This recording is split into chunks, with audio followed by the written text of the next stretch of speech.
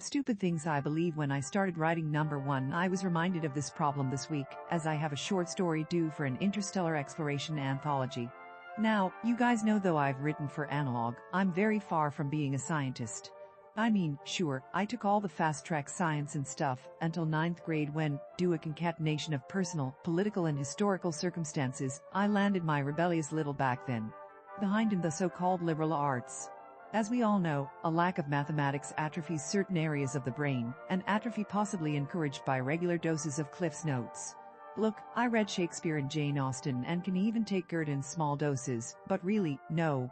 That modern Portuguese novel they made us read, where the whole point was nothing happened. Wagner's librettos. The sheer suckiness of most of what calls itself magic realism. I said most. Hint, friends of Castro can do magic realism for the marks. Seriously.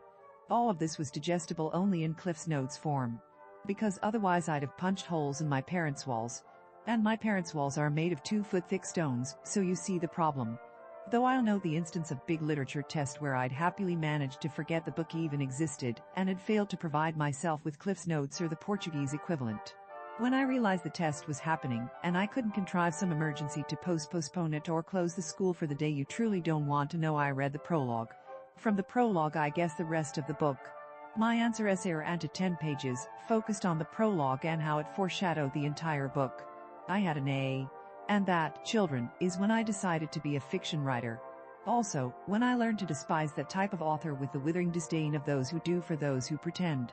What this comes down to is that when my 2 intensely science-track sons ask me a question, it only goes to further their opinion I'm mentally retarded. Or weird. Oh, I read all sorts of popular science books, because I'm interested. And I can, given time and a pad of paper, come up with reasonable extrapolations. But, and this is a big but, yes, the one with 2 office chair sprawl. It's been years since I did science fiction short stories. Novels, yeah, but not a short story.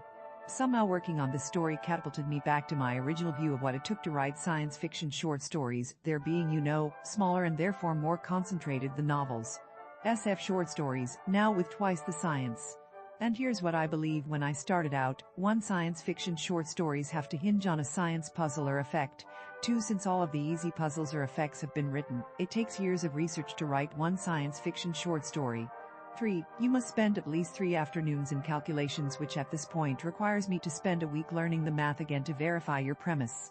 Despite the fact that this directly contravened the instructions the 2 editors gave me, by Friday night, and more than halfway through the story, I'd worked myself into a can't breathe panic, convinced what I was writing was wrong. Thank heavens one of the editors was more patient than he should be, even if he now probably thinks I'm insane. I'm not revealing names till I sell the story. And now that my head has been reset on science fiction short stories, again perhaps I can send a story to Dr. Schmidt and stop hiding from him at conventions. Besides, I think he's onto the false nose and the mustache. Oh yeah, and number 4, you must use a slide rule. Even if you have 3 scientific calculators in the house. You must check your calculations with a slide rule.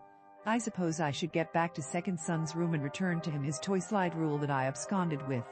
Right? If you like this content and want to support this channel, the blog, and Sarah's continued writing, please like and subscribe.